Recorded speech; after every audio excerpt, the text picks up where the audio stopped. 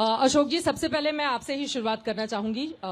कई बार सावरकर को लेकर कई तरह की आलोचनाएं हम लगातार सुनते हुए चले आ रहे हैं। गांधी, नेहरू, सावरकर ये एक दूसरे के पूरक हैं या एक दूसरे के धुर विरोधी, जैसा कि एक माहौल वर्तमान में क्रिएट किया जा रहा है? आप अपने विचार किस तरह से इन तीनों के बारे में रखेंगे?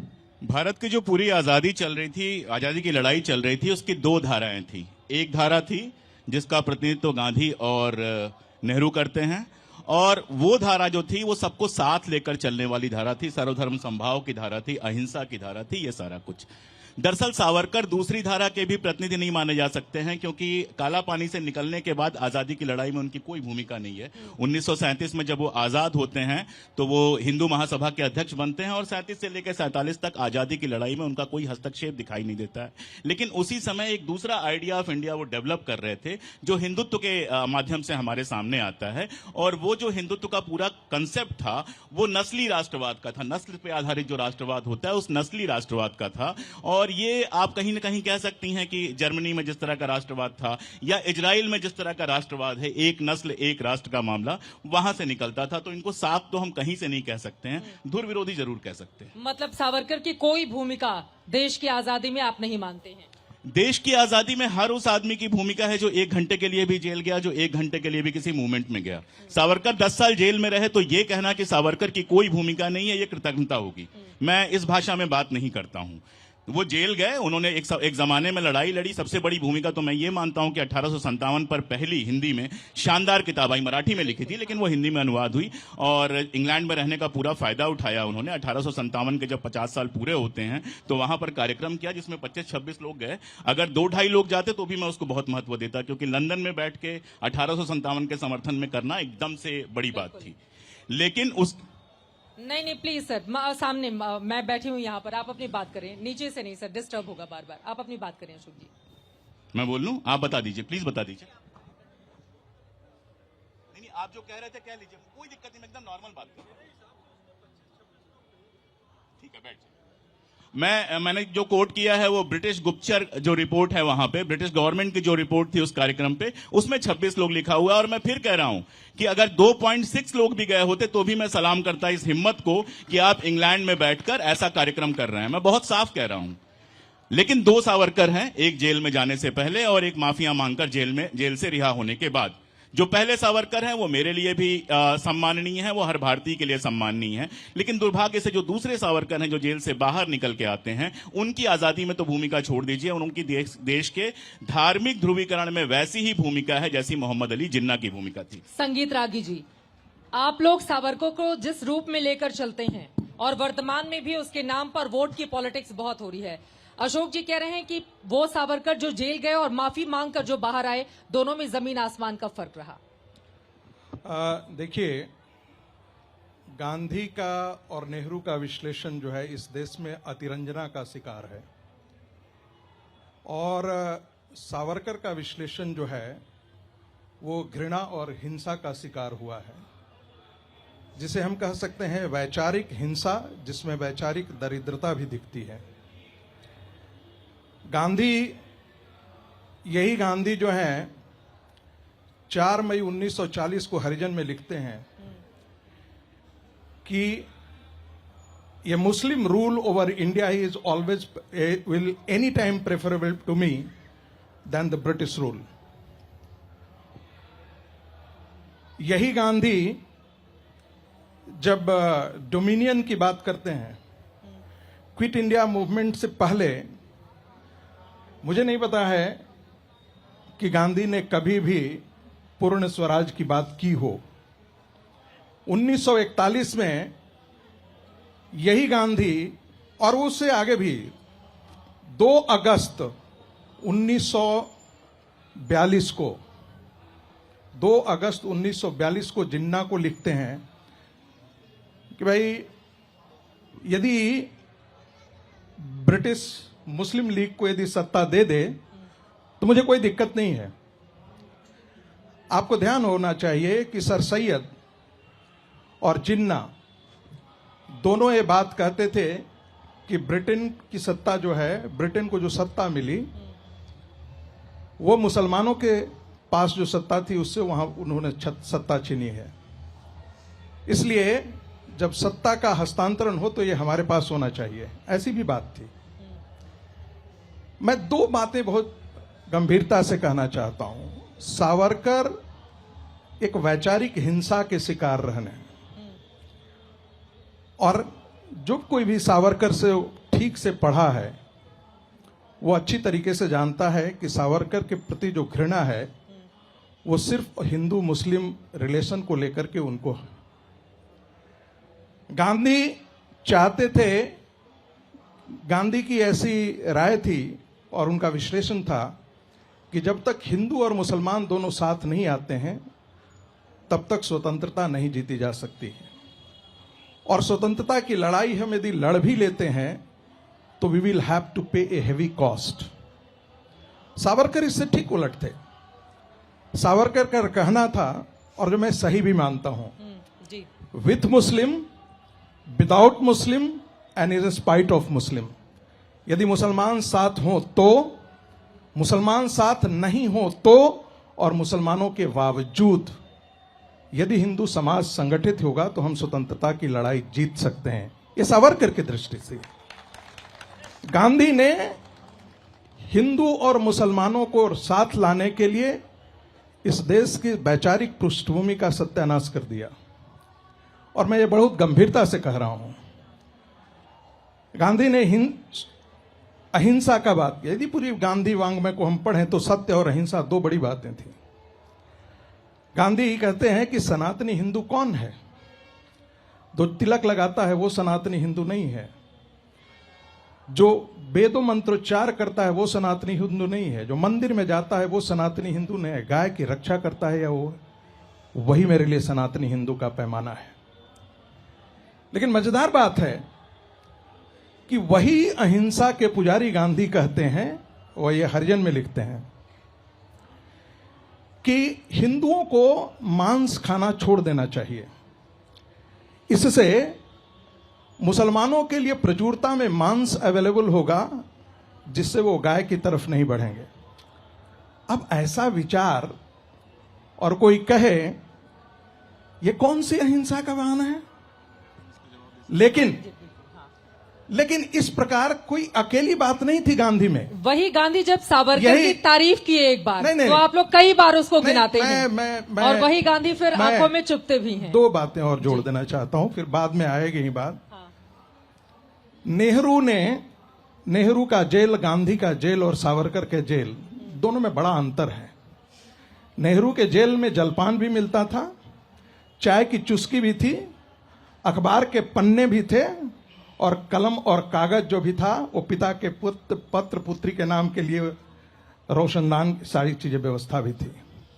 सावरकर जिसे दो आजीवन कारावास मिला था, 8x8 के कमरे, 6x6 के कमरे, जिसमें एक छोटी सी रोशनी है, यदि आप जाकर के देखा होगा तो अभी भी है, बिल्कुल। और जो आदमी मराठी साहित्य का बंकिम माना जाता है, जो समुद्र की लहरों से बात करके अपने नाखूनों से कविता लिखता हो, उस सावरकर की तुलना, उसके जेल की तुलना, यदि नेहरू को, ऐसा मैं मानता हूं कि यदि नेहरू को 1 महीना भी रख जाते तो पसीने छूट गए होते, और नेहरू को पता नहीं क्या क्या करना पड़ता। हाँ। ये और बात है। ठीक है अशोक जी, आप उनकी बातों पर टिप्पणी, फिर अरविंद जी आ रही है। हालांकि सवाल सावरकर पे था, गांधी नेहरू पे बात हुई और कहा गया कि सावरकर की जेल में और नेहरू की जेल में फर्क था। सावरकर के चुनाव में और नेहरू के चुनाव में भी फर्क था। सावरकर ने हिंसा चुनी थी, नेहरू ने अहिंसा चुनी थी। दूसरी बात, सावरकर अकेले उस जेल में नहीं थे। जिस समय सावरकर उस जेल में थे, सैकड़ों और लोग उस जेल में थे। जिस समय सावरकर उस जेल में थे, बहुत सारे लोग उस जेल में लड़ते हुए शहीद हो चुके थे। इस देश में क्रांतिकारियों ने जब चुना हिंसा का रास्ता, तो फांसी का फंदा हंसते हंसते चुना। तुलना करने के लिए वो नहीं बैठे थे कि उनको कैसी जेल हुई और मुझे कैसी जेल हुई। माफी किसी ने 6 बार नहीं मांगी। रहा सवाल आजादी का कि विद मुस्लिम, विदाउट मुस्लिम, अरे भाई नो आजादी। 1941 की बात हो गई, 40 की बात हो गई, 42 की बात गोल कर दी गई। 42 में जब पूरा देश आजादी की लड़ाई लड़ रहा था, क्विट इंडिया मूवमेंट चल रहा था, तो सावरकर जी अंग्रेजों की सेना में भर्ती करवा रहे थे। उस समय सावरकर जी जो है 2 डोमिनियन स्टेट पे राजी हो गए थे। एक डोमिनियन स्टेट मुस्लिम लीग के साथ था और एक मुस्लिम लीग के पास चला जाए और एक डोमिनियन स्टेट हमारे पास चला जाए। चित्रा जी, सरकार सिंध में और बंगाल में मुस्लिम लीग के साथ सरकार चला रहे थे। 1942 से लेकर 1946 तक अंग्रेजों के बाएं दाएं हाथ कौन थे? बाएं हाथ थे जिन्ना और दाएं हाथ थे सावरकर। तो यहां अंग्रेजों की लड़ाई, नहीं चित्रा जी देखिए, अगर आप बीच में डिस्टर्ब करेंगे तो फिर मैं लगातार बीच में डिस्टर्ब करना शुरू करूंगा और आपको समझ में आ गया होगा आवाज मेरी भी बहुत ऊंची है। चित्रा जी मैं इसका उत्तर जरूर, मैंने अभी बात पूरी नहीं की है, मैंने शांति से आपको सुना है, सुनिए आप। मैंने आपसे नहीं बोला है, मैं इनसे बोल रहा हूँ। ठीक है, मैं भी उन्हीं से बोल आप रहा हूँ। अपना धैर्य रखिए और अपना तेवर कम कीजिए। तेवर तो यही रहेगा, तेवर तो कम नहीं होगा सर, कोई दिक्कत नहीं है, तेवर तो यही रहेगा।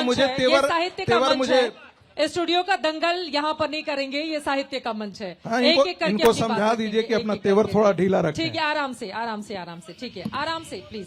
ठीक है, अपनी जब मैं बोल रहा हूँ एक साहब वहां से डिस्टर्ब कर रहे हैं, एक साहब यहाँ से डिस्टर्ब, फिर कहा जा रहा है तेवर नीचे। मैं तो सामने देख के बोल रहा हूँ। ये गलत बात मत बोलिए, ये बिल्कुल गलत बात मत बोलिए। ठीक है, कोई नहीं बोलेगा, ओके, उनकी बात पूरी हो जाए। अरविंद जी को भी बोलने दीजिए सर, प्लीज। ये कोई तरीका नहीं होता है, आप लोग दर्शक हैं, मंच पर मेहमान हैं, प्लीज सर आराम से।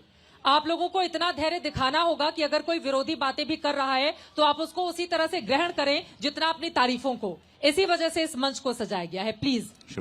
शुक्रिया। और हिंदू मुस्लिम एकता को लेकर गांधी हमेशा थे, और गांधी ही नहीं, 1916 में जब कांग्रेस और मुस्लिम लीग का समझौता लखनऊ में होता है, लखनऊ पैक्ट होता है, तो वो किसने किया था? तिलक ने किया था। तिलक का बयान उस समय पढ़िए क्या है। तिलक बहुत स्पष्ट रूप से कहते हैं कि अभी तक लड़ाई तिकोनी है, एक कोने में मुसलमान है, एक कोने में हिंदू है और एक कोने में अंग्रेज है। अगर हिंदू और मुस्लिम एक हो जाएंगे तो यह सीधी लड़ाई हो जाएगी और हम जीत सकते हैं। और वो भी छोड़ दीजिए, 1857 पर जब आदरणीय विनायक दामोदर सावरकर जी किताब लिख रहे थे, तो किताब की जो अंतिम में जब जाते हैं, वो कंक्लूड करते हैं, तो क्या लिखते हैं? वो लिखते हैं कि शिवाजी महाराज के समय इस तरह की नफरत ठीक थी, लेकिन आज अगर अंग्रेजों से लड़ाई लड़ना है तो हिंदू और मुसलमान को एक होना पड़ेगा। और वो उन सारे मुस्लिम लीडर्स की तारीफ करते हैं जिन्होंने अंग्रेजों के खिलाफ लड़ाई लड़ी, लेकिन शिवाजी के उन वंशजों का मजाक उड़ाते हैं जिन्होंने अंग्रेजों का साथ दिया।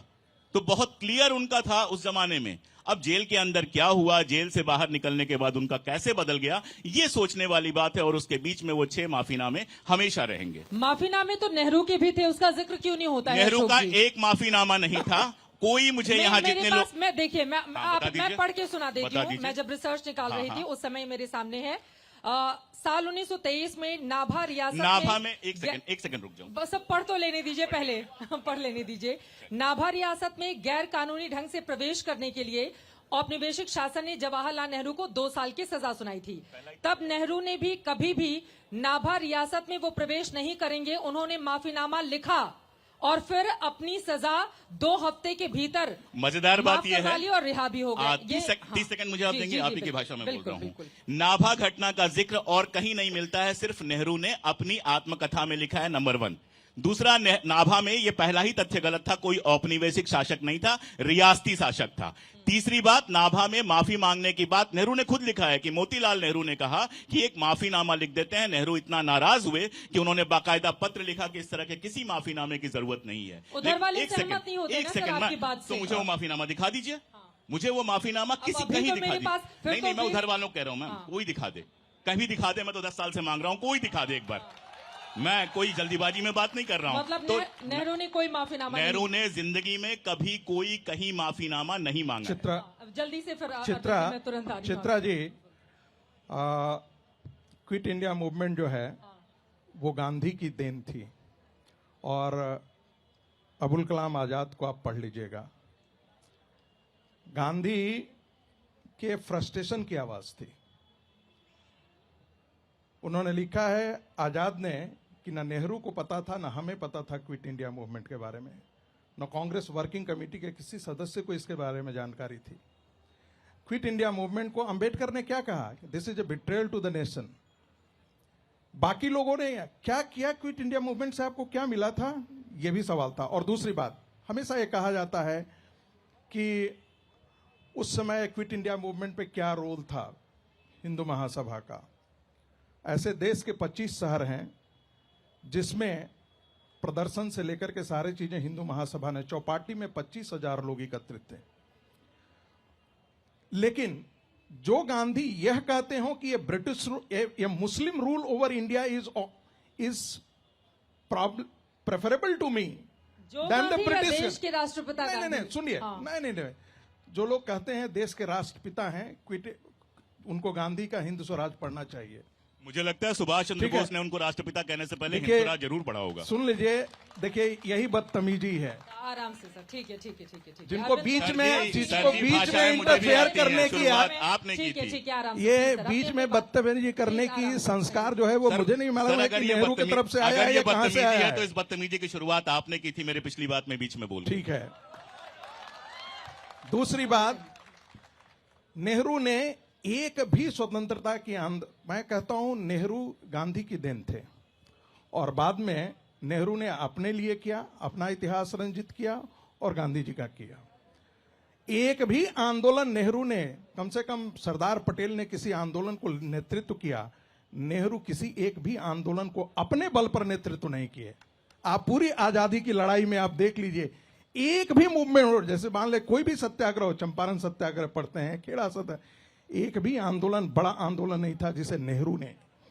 दूसरी बात, मैं बार बार ये क्यों कहता हूं कि गांधी कोई डेमोक्रेटिक थे, ऐसा तो नहीं है। सुभाष चंद्र बोस का किस प्रकार से उन्होंने कांग्रेस पार्टी छोड़ने के लिए मजबूर किया, गांधी का यदि वाकई डेमोक्रेसी में विश्वास होता तो वो काम नहीं करते। जब ये सबको पता था कि आजादी के लड़ाई के समय जो कॉन्स्टिट्यूएंट असेंबली बनेगा वो एक ढंग से पार्लियामेंट के तौर पे काम करेगा, और जो कांग्रेस का अध्यक्ष होगा वो जो है वो प्रधानमंत्री के पद तक जाएगा। उस समय भी कांग्रेस की कितनी वर्किंग कमेटी के लोग थे जो नेहरू के साथ थे। गांधी की जिद ने नेहरू पैदा किया, और नेहरू की जिद ने जिस देश को हमें ला करके खड़ा किया वो हम सबके सामने है। दूसरी बात, गांधी ने रिलीजियस इस्लाम को, जो एक रेडिकल इस्लाम था, जो दुनिया में आज भी नफरत पैदा करता है, उसको रिलीजियस हिंदुइज्म से रिस्पॉन्ड करने की कोशिश की। सावरकर ने उस रिलीजियस इस्लाम को, उस रिलीजियस और पॉलिटिकल इस्लाम को पॉलिटिकल हिंदुत्व से काउंटर करने की कोशिश की। अंबेडकर बार बार, यदि उनका माई थॉट्स ऑन पाकिस्तान पढ़ें, उन्होंने कहा, और ये जिन्ना ने भी कहा था 1940 में, जिन्ना ने लिखा कि मैं मौलाना से ज्यादा बेहतर इस्लाम नहीं जानता हूं, मैं भी हिंदू मुस्लिम चाहता हूं, लेकिन कुरान हमें इसकी इजाजत नहीं देता। और यही बात जो है अंबेडकर ने कहा कि हिंदू मुस्लिम एकता हो नहीं सकती क्योंकि theology of Islam doesn't permit it. ठीक है। उसी किताब के, जिस किताब की बात हो रही थी, उसके अंत में वही डॉक्टर अंबेडकर लिखते हैं कि अगर हिंदू राष्ट्र बना तो इस देश के दलितों के लिए वो सबसे बड़ा दुर्भाग्य होगा। ठीक है। अब अरविंद मोहन जी, आपके पास आते हुए, गांधी पर इतनी चर्चा हो रही है, आपने किताबें भी लिखी हैं, जो बातें संगीत रागी जी ने कही हैं, कितना आप इत्तेफाक रखते हैं? और जब वीर सावरकर का जिक्र होता है तो कई बार इन लोगों की ओर से गांधी का जिक्र इस संदर्भ में भी किया जाता है कि कई मोर्चों पर वीर सावरकर की तारीफ करते हुए भी गांधी नजर आए। देखिए, गांधी से बचना मुश्किल है, और राष्ट्रपिता को आप कहिए कि मैं राष्ट्रपिता नहीं मानता तो मत मानिए, उससे राष्ट्रपिता का बहुत कुछ बिगड़ता नहीं है। मैं दूसरी बात अरविंद जी, ये है अरविंद जी, कि हम अरविंद जब जी, बचपन में, अरविंद जी, मैंने इसलिए कहा कि गांधी हिंद स्वराज में कोई लिखते मुझे हैं, टोकने पर बदतमीज कह रहा था और पहले वाक्य के बाद ही टोका जा रहा है। मैंने इसलिए कहा क्योंकि वो मेरा रेफरेंस था, मैं किसी के व्यक्तिगत रेफरेंस में नहीं जाता। मैंने इसलिए कहा कि गांधी ने हिंद स्वराज में लिखा India is an ancient nation, और दो तर्क बड़े थे उन्होंने। भाई कहा, हिंद स्वराज आप कितना फॉलो करते हैं और आपकी आइडियोलॉजी कितना? अरे भाई, मेरी आइडियोलॉजी की क्या है? मैं तो कह रहा हूँ गांधी ने क्या इसको एंशिएंट नेशन बोला या नहीं बोला? उनकी बात हो जाए। गांधी हिंद स्वराज की पॉलिटिक्स नहीं कर रहे थे, ये आपको भ्रम होना चाहिए। क्यों हमें भ्रम होना चाहिए? सुन तो लीजिए सर, हमने तो ये कभी नहीं कहा कि गांधी हिंद स्वराज सुन तो लीजिए। उनकी बात हो जाए, वो बहुत देर से गांधी जो है, मैं जो पढ़ रहा हूँ अभी, ये बोल रहे हैं इनको गांधी समझ में आ जाए तो मेरे लिए गंगा नहाना हो जाएगा। 17 में गांधी चंपारण गए हैं और पूरे चंपारण में गांधी ये बोलते फिरे कि जो देना होगा अंग्रेज देंगे, गोरे देंगे, इनसे लड़ना नहीं है, हिंसा नहीं करनी है, अपनी बात मजबूती से सामने रखिए, यही दे देंगे। 42 में जब गांधी ने क्विट इंडिया का कॉल दिया तो लुई फिशर यहाँ आया, उसने इंटरव्यू किया और पूछा कि आपको अंग्रेजों को भारत से निकालने का ख्याल कब आया। गांधी ने कहा जब मैं चंपारण में था तो मेरे दिमाग में ये साफ हो गया कि अंग्रेजों को भारत में रख के यहाँ का काम नहीं चलेगा। उस पहलवान को 25 साल लगा ये बोलने में, 17 से 42, और इस बीच इसलिए नहीं बोला कि मुल्क तैयार नहीं था। तो गांधी ने इतनी तैयारी से इस देश की आज़ादी की लड़ाई लड़ी है, वो रागी जी और हमको जल्दी समझ में आ जाए ये मुश्किल है। 3 चीजें गांधी ने बहुत जोर शोर से की, छुआछूत हटाना, हिंदू मुस्लिम एकता और खादी। इन तीनों से क्या रिजल्ट लिया और उसमें डाउटफुल भी है, उसमें सक्सेस भी है, मैं उसके को नहीं जाता। लेकिन जिन चीजों से छूटे हुए हैं गांधी, वो अचानक मुझे दिखाई दिया कि 17 में गांधी जब चंपारण गए हैं तो वो सबसे पहले कस्तूरबा को बुलाते हैं, क्योंकि औरतों में जाना पॉसिबल नहीं था। और औरतों के गायब होने की कहानी, जब धरने पर औरतें बैठ रही हैं, क्योंकि ससुर का नाम नहीं ले सकती, जेठ का नाम नहीं ले सकती, पति का नाम नहीं ले सकती, और धरने पे गांधी ने बैठाना शुरू कर दिया, तो औरतें निकल के गई तो, लेकिन ऐसी हालत थी। 31 में जब गांधी ने कॉल दिया नमक सत्याग्रह का 30 में, तो 25,000 औरतें इस मुल्क में जेल गईं। दुनिया के किसी भी आज़ादी की लड़ाई में, किसी भी क्रांति में आज तक 25,000 औरत एक साथ जेल नहीं गई है। और गांधी के किसी रेफरेंस में कहीं औरत की बात नहीं है। औरतों को उन्होंने कहाँ रखा? 42 का सारा मूवमेंट औरतों ने लीड किया। 42 के बाद वो कहते थे कि आधी आबादी अगर आएगी नहीं, तो गांधी ने किस बात का शोर मचाया, किस बात पे का नहीं मचाया। लेकिन गांधी एक बड़ी तैयारी से पॉलिटिक्स चलाते रहे इस मुल्क की। जाति का सवाल, घर में जाति का सवाल, कस्तूरबा को तैयार करने में उनको दिक्कत हुई, अपने बच्चों को तैयार करने में दिक्कत हुई। 17 में पहली दफे जब साबरमती में आ गए दानी भाई रहने वहां, तो वहां बगावत हो गई। उस आदमी ने दलितों के लिए क्या नहीं किया। और 42 में जो लोग अंग्रेजों की फौज में खड़े थे, कम्युनिस्ट लोग, हिंदू महासभा, मुस्लिम लीग, जितने फंडामेंटलिस्ट ग्रुप हैं वो, एम.एन. राय, सारे रियासत, सारी जमींदारी, सारे लोग 42 में जिस लाइन लगा के खड़े थे, वो लोग आज गांधी पे सवाल उठा रहे हैं और वो देश की आज़ादी और राष्ट्रीय एकता के सबसे चैंपियन बने हुए हैं लोग। और ये 31 से अंग्रेजों ने इन सब ग्रुप्स पे काम किया है। इसके प्रूफ है कि उन्होंने अम्बेडकर पे भी काम किया, उन्होंने एम.एन. राय पे भी काम किया, उन्होंने कैसे मुल्क की एकता टूटेगी, ये 31 में अंग्रेजों को क्लियर हो गया कि 31 का मूवमेंट जितना बड़ा हुआ, उसके बाद इस देश को संभालना मुश्किल है। तो उसने गांधी पे ध्यान देने की जगह ऐसे ग्रुप्स टटोले जो देश की एकता को तोड़ते हैं या देश की एकता नहीं रहने देते। उन सारे ग्रुप्स पे काम हुआ और 42 में सबका चेहरा सामने आ गया। उस 42 को लेके अगर आप किसी को गलतफहमी हो, और गांधी ने वो लड़ाई लड़ी, मुल्क के लोगों ने लड़ी, कांग्रेसी नेताओं ने भी नहीं लड़ी, उन्होंने सपोर्ट किया बाद में बड़ी मुश्किल से, लेकिन मुल्क ने लड़ा और 1.25 लाख लोग अरेस्ट हुए हैं। 31 में गांधी की मनाही के बजाय औरतों में 11 दिन का बच्चा लेके बहन सतवती गई हैं, जबकि गांधी ने साफ कहा कि लड़कोरी औरतें नहीं जाएंगी, प्रेग्नेंट औरत, बूढ़ी औरत नहीं जाएगी, बीमार नहीं जाएगी। इसके बावजूद 9 बार अरेस्ट हुई है सत्यवती, तब जाके उसको जेल जाने का चांस मिला। लड़कियों ने गोली खाई है, कल्पना चावला, ये कनकलता सेन ने, बीना दास ने, और ऐसी लड़कियां तैयार की, ऐसी औरतें तैयार की 15 साल में इस मुल्क में बगैर घोषणा किए। गांधी की इमेज बनी है आर्ट विरोधी। मैं जब इस कोरोना पीरियड में पढ़ रहा था, मुझे लगा इस आदमी के साथ अन्याय है, और सिर्फ चीजें जुटा दी तो 200 पन्ने की किताब बन गई। वो पहली किताब आर्ट पे। आप कहते हैं गांधी ओवररेटेड हैं, गांधी लोगों ने पढ़ाई नहीं है और गांधी को समझा ही नहीं, गांधीवादियों ने भी नहीं समझा है। और गांधी जब सावरकर की तारीफ करते हैं तो फिर उसका जिक्र क्यों नहीं उस तरह से दूसरे पक्ष की ओर से लिया जाता है? जब वो जेल में बंद थे, अरविंद जी से ही सवाल है, फिर मैं इनके पास आऊंगी, बहुत देर से हमारे साथ है। अरविंद जी, वही गांधी तो सावरकर की तारीफ करते हैं ना, उसको क्यों भुला दिया जाता है? जब वो जेल में बंद थे, सावरकर और उनके बड़े भाई दोनों को ही लेकर वो अपनी चिंता भी जाहिर करते हैं। मुझे लगता है कि आजादी की लड़ाई के लिए सावरकर बड़ा इशू नहीं है बाद के पेज में। ये आज के हमारे पॉलिटिक्स के लिए सावरकर बड़ा इशू है, इसीलिए हम उसको उठाते हैं। जिन लड़कियों का मैंने जिक्र किया, 500 चिट्ठी है एक लड़की के लिए कि तुम्हारे मासिक धर्म में दिक्कत हो रही है तो गर्म पानी से सिंचाई करो, तुमको कैसे साफ सुथरा रहना है, वहां से लेके और मुल्क की आजादी की लड़ाई में जब नोआखाली में कोई नहीं है तो सारी औरतें उनके आसपास, आप लिस्ट देख लीजिए, सारी औरतों को साथ लेके चलते हैं। विभाजन हुआ उसके बाद सारी मुख्य जिम्मेवारी सबसे जिद करके अमृत कौर को उन्होंने हेल्थ मिनिस्टर बनवाया। एम्स आज उस औरत की देनदारी है। उसने अपना घर दे दिया शिमला का लोगों के रिक्रिएशन के लिए, और अपने पास रहने का घर नहीं था तो वो कहाँ जाएगी मंत्री होने के बाद, तो नेहरू ने उसको घर दिया। और असली मुश्किल ये हुई कि जब वो मर गई तो उनके भाई के पास घर नहीं, क्योंकि बहन ने तो घर दान कर दिया था, तो फिर भाई को घर देना पड़ा। तो इस तरह की सारी कुर्बानियां आप भुला दीजिए सिर्फ इसलिए कि आपकी पॉलिटिक्स को वो सूट नहीं करता है। और गांधी की पॉलिटिक्स हिंदू मुस्लिम एकता के फ्रंट पे यही, हिंदू मुस्लिम एकता के फ्रंट पे यही थी।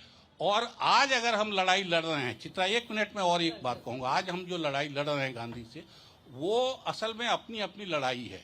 हम जब बच्चे थे और हमारे से भी पहले ये कहा जाता था कि दुनिया में गांधी का ये अंग्रेजी हुकूमत में सूरज नहीं डूबता। आज दुनिया में हमारे देश के विरोध को छोड़ दीजिए, बाकी जगह भी कहीं कहीं विरोध है। दुनिया के लगभग सारे देशों में गांधी की मूर्ति लगी है, और गांधी की मूर्ति वाले देशों में सूरज कभी नहीं डूबता है और कभी नहीं डूबेगा, ये आप मान लीजिए। तो आप चाहे जितना विरोध करिए। अब गांधी की जो तारीफ थी सावरकर की, एक सेकंड दे दीजिए। गांधी जी के पास सावरकर के छोटे भाई गए थे, उन्होंने कहा कि सावरकर जी को इतने लंबे समय से जेल है, और जब वो हुआ प्रोक्लेमेशन हुआ, शाही प्रोक्लेमेशन हुआ और उसमें सावरकर नहीं छूटे, तो गांधी ने अपने अखबार में बाकायदा पत्र लिखा, इस बात को लेख की तरह लिखा कि सावरकर और उनके भाई को भी छोड़ा जाना चाहिए। एक तो इसको गांधी की महानता की तरह स्वीकार करना चाहिए, नंबर 1।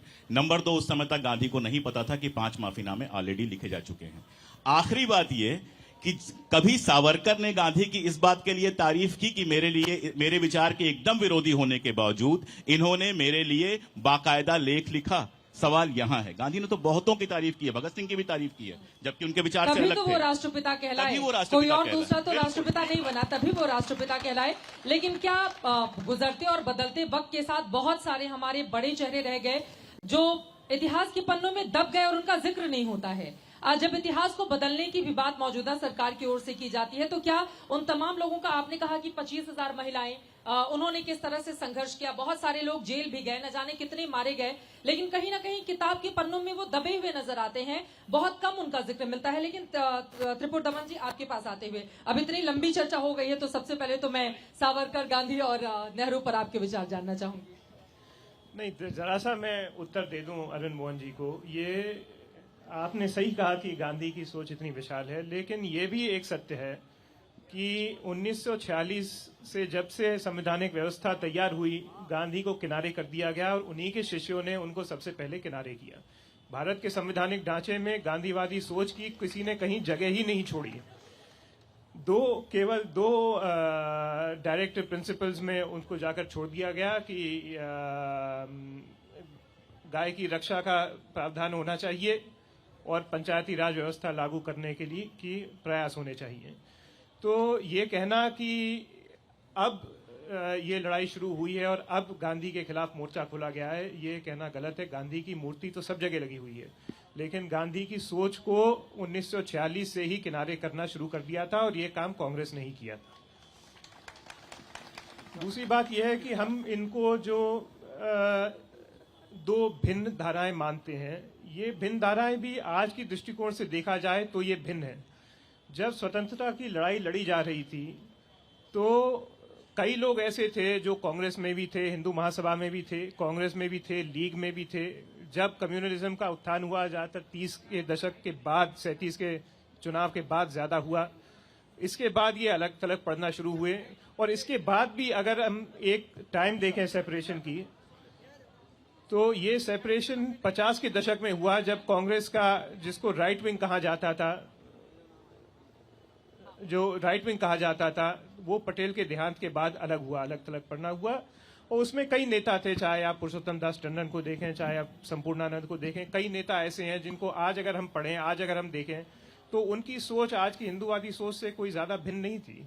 वो तब भी कांग्रेस में थे और कांग्रेस का एक बड़ा हिस्सा एक तरह से हिंदूवादी सोच से के साथ सहमत था।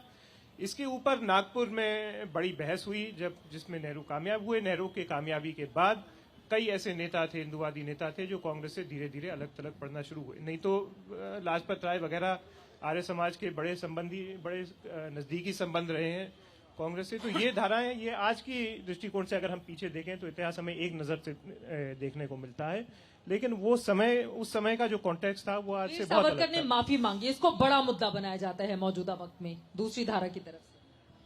लेकिन ये एक प्रश्न है जिसका मतलब कोई औचित्य नहीं है। माफी मांगी भी तो उससे अगर हम कह देते हैं हाँ हम माफी मांगी, तो उससे हमें आज की तारीख में क्या मिल जाता है? या हम कह देते हैं कि नहीं माफी नहीं मांगी, तो उससे हमें क्या मिल जाता है? ये एक पॉइंटलेस बताने की कोशिश की जाती है कि अंग्रेजों से माफी क्यों मांगी उन्होंने।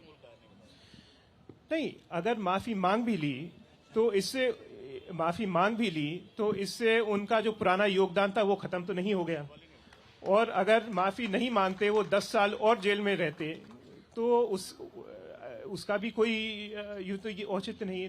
ये प्रश्न ऐसा, ये एक रेड हेरिंग टाइप क्वेश्चन है, केवल कंट्रोवर्सी बनाने के लिए, केवल एक इशू बनाने के लिए ये प्रश्न है। इस प्रश्न के उत्तर से मेरे ख्याल से एक इतिहासकार के रूप में कोई ऐसा इतिहास को समझने में कोई मुझे नहीं लगता कोई योगदान। चित्रा, मैं एक छोटी बात ये कहना चाहता हूँ कि नेहरू किसी षड्यंत्र से प्रधानमंत्री नहीं बने थे और गांधी की 100% सहमति थी। और सिर्फ गांधी ने नेहरू या अभी मैंने कहा अमृत कौर को उन्होंने बनवाया, उन्होंने कोई नहीं बनवाया। अंबेडकर को भी बनवाया, श्यामा प्रसाद मुखर्जी को भी मंत्री, ये सब मंत्री गांधी, क्योंकि आजादी के पहले के गांधी और आजादी के बाद गांधी ने कहा मुल्क आजाद हो गया, सबको साथ लेके चलना पड़ेगा।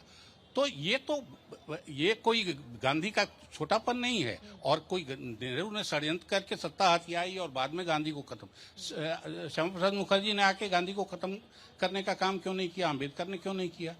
भाई सबने काम किया, जो काम किया वो तो आए गांधी की वजह से। तो इसलिए ये कहना कि नेहरू कोई षड्यंत्र से नहीं आए थे, बाजाबता बड़ी चर्चा हुई थी और सारी चर्चा के बाद गांधी ने नेहरू को चुना।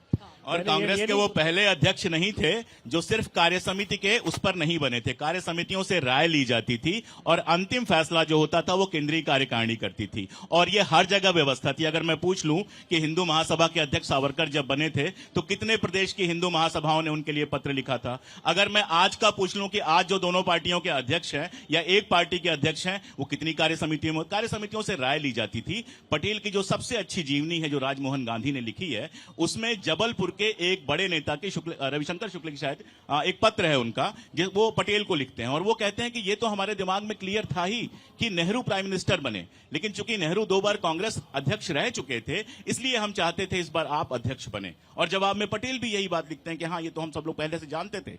पार्टियां फैसला लेती हैं कौन अध्यक्ष बनेगा, कौन प्रधानमंत्री बनेगा। पार्टी के बाहर से जो लोग सवाल पूछ रहे हैं उनकी पार्टियों में कौन फैसला लेता है? आरएसएस में कौन फैसला लेता है? आरएसएस में तो चिट दे दी जाती है कि अगला अध्यक्ष कौन बनेगा। मैं पूछूं मुंजे जी को क्यों नहीं बनाया गया? मुंजे जी तो बहुत सीनियर थे, हेडगेवार जी के बाद गोलवरकर जी कैसे बन गए? ये क्या सवाल होता है? और माफी का मामला इसलिए महत्वपूर्ण है, बहुत सारे लोगों ने सवाल होता है सर, ये सवाल नहीं होता तो कौन सा सवाल होता है?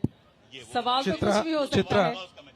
चित्रा, एक बार इनकी बात हो जाए। मैं ये कह रहा था कि गांधीवादी सोच, मैं नहीं ये नहीं कहा कि नेहरू ने उसको खत्म किया। मैंने कहा संवैधानिक व्यवस्था जब बनी उसको खत्म करने का काम किया। उसमें केवल नेहरू का हाथ नहीं था, उसमें अंबेडकर का भी हाथ था, उसमें पटेल का भी हाथ था, उसमें श्यामा प्रसाद मुखर्जी का भी हाथ था। पर आप इससे इनकार नहीं कर सकते कि गांधीवादी सोच को 1946 की शुरुआत से ही बिल्कुल दरकिनार कर दिया। असल में 1946 एक ऐसा टाइम था जिसके बाद हिंदू महासभा ने सावरकर को और कांग्रेस ने गांधी को किनारे कर दिया। सावरकर का वक्त आया है, गांधी का भी वक्त आया है, दोनों का साथ में ही वक्त आया है, देखेंगे आगे। ठीक है चित्रा जी, कई प्रश्न उठे हैं यहाँ पे। सेकेंड वर्ल्ड वॉर के समय हिंदू महासभा जो है हिंदुओं को जो है वो लड़ने के लिए ब्रिटिश सेना में भर्ती करा रहा था, क्योंकि सावरकर ये अच्छी तरीके से जानते थे कि आगे की लड़ाई का कैसा मोर्चा रहने वाला है। फर्स्ट वर्ल्ड वॉर के समय 1917 के बाद, चंपारण सत्याग्रह के बाद, जब फर्स्ट वर्ल्ड वॉर हो रहा था तो गांधी ने तो इंडियंस को लड़ने के लिए भर्ती करवाया। यह सवाल तो नहीं उठाया जाता है। गांधी यदि बहुत सत्य के और हिंसा के पुजारी थे तो डायरेक्ट एक्शन डे में कलकत्ता में हजारों हिंदू मार दिए गए थे। गांधी की चरण यात्रा वहां तक तो नहीं पहुंची, वही तब पहुंचे जब हिंदुओं ने प्रतिकार करना शुरू किया, कलकत्ता में मारना शुरू किया मुसलमानों को। गांधी पहले नहीं पहुंचे। जब हिंदू मारा जा रहा था कलकत्ता में, तब गांधी वहां नहीं खड़े थे। गांधी वही गांधी कहते हैं कि हमारे लाश पर ही भारत का विभाजन होता है, और फिर वही गांधी लिखते हैं, वही गांधी कहते हैं, मैं ठीक बोलते हैं, गांधी एक गांधी नहीं है, कई गांधी हैं। वही गांधी कहते हैं कि यदि देश का एक कम्युनिटी यदि कहता है कि हमें पार्टीशन चाहिए, तो I am committed to non partition of India, but if a community is forcing partition I can't do anything. ये कांग्रेस के गांधी का था। तो गांधी एक जो मैंने क्यों कहा ऐसा, कभी भी सावरकर ने टू नेशन थियरी की बात नहीं की। 15 अगस्त को यह टू नेशन थियरी की बात आई थी अखबारों के चर्चा में। 19 अगस्त को काल में सावरकर ने विधिवत प्रेस स्टेटमेंट जारी करके, लेकिन कोई भी नहीं यहां पर बताता है इसके बारे में, उन्होंने कहा कि we are committed to, we take a solemn faith that we are committed to undivided India. इस देश के विभाजन पर सावरकर का तो हस्ताक्षर नहीं था ना, नेहरू के हस्ताक्षर थे ना, कि और किसी का हस्ताक्षर था? आज जिस आप ईस्ट पाकिस्तान और वेस्ट पाकिस्तान की बात कर रहे थे, बांग्लादेश जिसे आप बांग्लादेश कह रहे हैं, वहां पर जो पश्चिम बंगाल हिस्सा है या जो बंगाल है, बंगाल प्रेसिडेंसी है, वो पाकिस्तान कॉन्स्टिट्यूएंट असेंबली का हिस्सा बनेगा या हिंदुस्तान कॉन्स्टिट्यूएंट असेंबली की भीतर है, वो तो एक तरफ पाकिस्तान की तरफ जा रहा था। 2 रेजोल्यूशन पास किए गए, जिसमें एक रेजोल्यूशन जो हिंदू रेजोल्यूशन था वो कहा कि नहीं हम इंडिया के कॉन्स्टिट्यूएंट असेंबली के साथ जाएंगे। एक जो मुस्लिम डोमिनेटेड था वो कहा कि नहीं हम पाकिस्तान की कॉन्स्टिट्यूएंट असेंबली के साथ जाएंगे।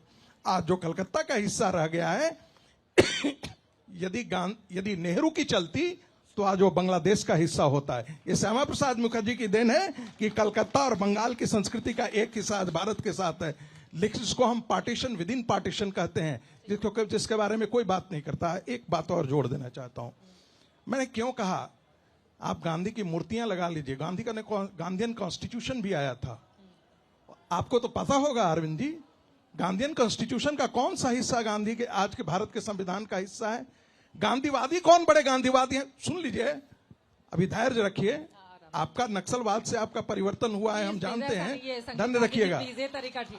सुन लीजिए, नहीं, मैं चूंकि व्यक्तिगत टिप्पणी मुझ पर की गई कि आप यदि पढ़ लेंगे गांधी, हम पढ़े हुए हैं गांधी, तो ये टिप्पणी आप मत कीजिए कि पढ़ लीजिए गांधी, हम गांधी पढ़े हुए हैं इसलिए बोल रहे हैं, नहीं पढ़े होते तो नहीं बोलते हमेशा। एक बात और मैं जोड़ देना चाहता हूं, मैंने क्यों कहा ऐसा। गांधी जब हिंद स्वराज कहते हैं तो उन्होंने कहा हमारे पुरखे मूर्ख नहीं थे, वो जानते थे कि हम मंदिरों में घरों में भी पूजा कर सकते हैं, इसीलिए उन्होंने, लेकिन इसके बावजूद भी उन्होंने तीर्थस्थल बनाए, क्योंकि वो भारत के बारे में बताना चाहते थे कि भारत की हमारी आध्यात्मिक चौहद्दी क्या है। फिर उन्होंने कहा if the British could have won empire, if the British could have won empire, it was because India was one nation, despite diversity India is one nation, there is something integral which runs from here to there. ठीक है, ये गांधी ने उस समय कहा, जिसका हम जिक्र करते हैं। हम विष्णु पुराण को क्यों ला करके बोलते हैं कि उत्तरम जस समुद्रस्य हिमाद्रस्य व दक्षिणम वर्षम तद भारतम नाम भारती इति संतति। महाभारत का शांति पर्व में भारत का ऐसा कौन सा नदी है आज का, कौन सा ऐसा पठार है, कौन सा ऐसा पर्वत है, कौन सा ऐसा जनपद है जिसका जिक्र महाभारत के शांति पर्व में नहीं हो रहा है, जिसका हिस्सा विष्णु पुराण में पूरा एक्सपेक्टिंग नहीं है। आप फिर कहते हैं कि भारत का जन्म 1947 में हुआ है। महर्षि अरविंद ने कहा कि मैं कहता हूं कि यदि सनातन राष्ट्र उठ रहा है, इसका मतलब भारत उठ रहा है।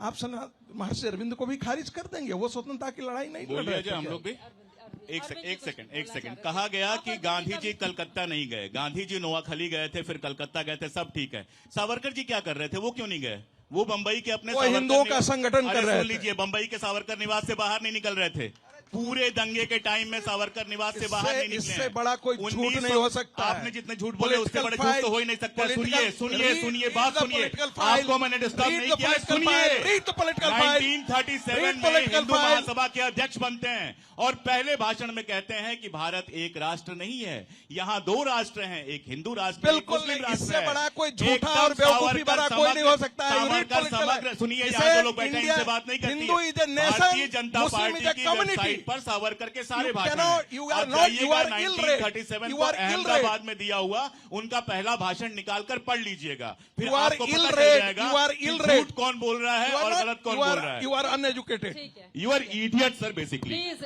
एक second. I know that you are a bigger idiot. रखेंगे एक सेकेंड सर, वक्त हमें इतने की ही इजाजत देता है। आप तमाम मेहमानों का बहुत शुक्रिया इस मंच का हिस्सा बनने के लिए। लेकिन दर्शकों को बताते चले, किताब के पन्ने को जब आप पलट कर देखेंगे तो आप देखेंगे कि जितने भी बड़े बड़े पुरोधा जिनका जिक्र हम कर रहे हैं, आपस में बहुत सारे मुद्दों पर उन पर भी मत भिन्नता थी और उस पर वो चर्चा करते थे, बातचीत करते थे, लेकिन शब्दों की कटुता कभी भी उनके रिश्तों को खराब नहीं करती थी। बदलते वक्त के साथ यकीनन वीर सावरकर को हम जैसे अपनाएं, महात्मा गांधी को हम जैसे अपनाएं या पंडित जवाहरलाल नेहरू को हम जैसे चित्रा अपनाएं। misquoting मैं is मैं a आ रही हूं, sir. matrix of uneducated man. साहब, जो बात गलत कर- तरीके से आप- मेट्रो आप- कोट आप- करता है वो। And speaking white lies दोनों is something जने which बुद्धिजीवी only लोग हैं। idiots do. Please sir. I think आपने अपनी माँ के गर्भ से ही गाली सुन कर आए थे क्या? नहीं चर्चा को आप यहीं शायद पर पैदा खत्म होने के करेंगे। बाद आप तमाम पहला शब्द मेहमानों आपने का गाली बहुत का ही शुक्रिया दिया हमारे था। साथ इस चर्चा में शामिल होने के लिए।